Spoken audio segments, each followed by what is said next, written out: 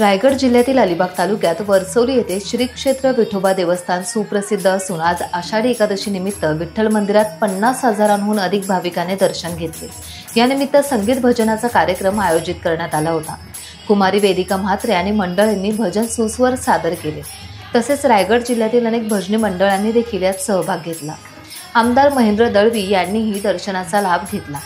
तालुक्यातील सरपंच, उपसरपंच, विविध क्षेत्रातील मान्यवर मंडळी मोठ्या संख्येने यावेळेस उपस्थित होते। संपूर्ण परिसर भक्तिमय झाला होता। श्री विठोबा देवस्थान ट्रस्टचे अध्यक्ष रमेश नाईक आणि सर्व पदाधिकाऱ्यांनी कार्यक्रमाचं चांगलं व्यवस्थापन केलेलं पाहायला मिळालं।